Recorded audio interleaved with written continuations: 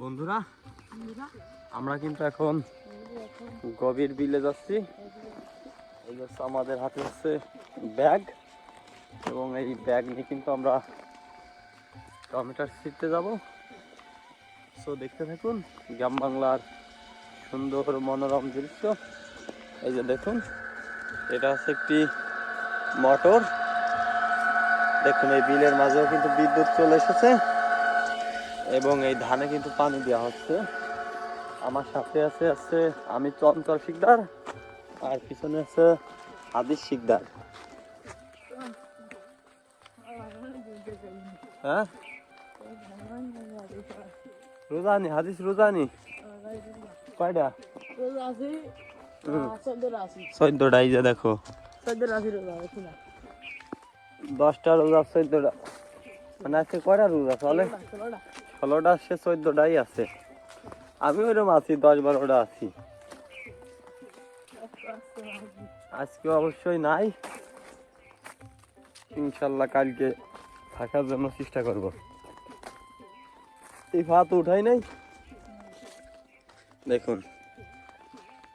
আর আপনারা যারা গ্রাম বাংলার ভিডিও দেখতে চান আমার সাথে থাকতে পারেন। একদম খাঁটি র গ্রাম বাংলা দেখানোর চেষ্টা করব।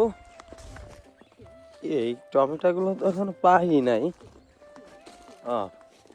দেখুন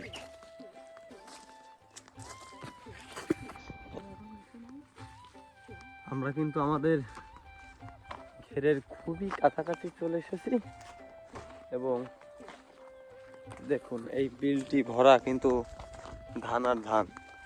আমরা এসেছিল ঠিক এই দিকটা থেকে। ওই যে দূরে কিন্তু আপনারা বসতিটা কিন্তু অল্প অল্প দেখতে পাচ্ছেন, এবং এই দিক থেকে আমরা কিন্তু এখন চলে এসেছি ঠিক এই বরাবর। এটা হচ্ছে বিলের মাঝখানে। আপনারা এইখানে যদি আর কিছু দূর হেঁটে যান তাহলে আরো কিছু সংখ্যক বাড়ি দেখতে পারবেন, এবং খুবই চমৎকার বাতাস।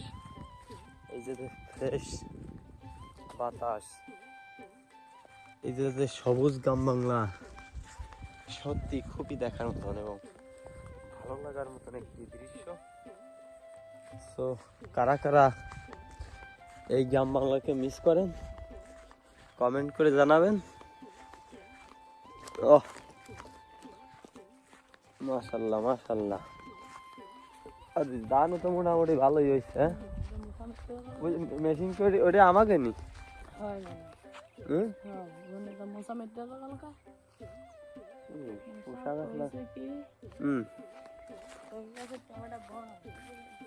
আমার গাছই তো নাই গাইস।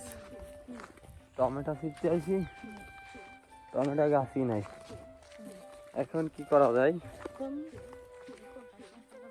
ওই সাদা গাছে বসতে হবে।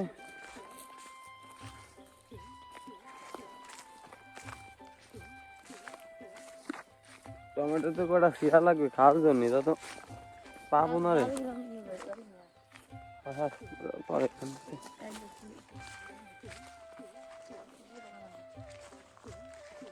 না এনে তো আছে, এনতে ছিড়বানি।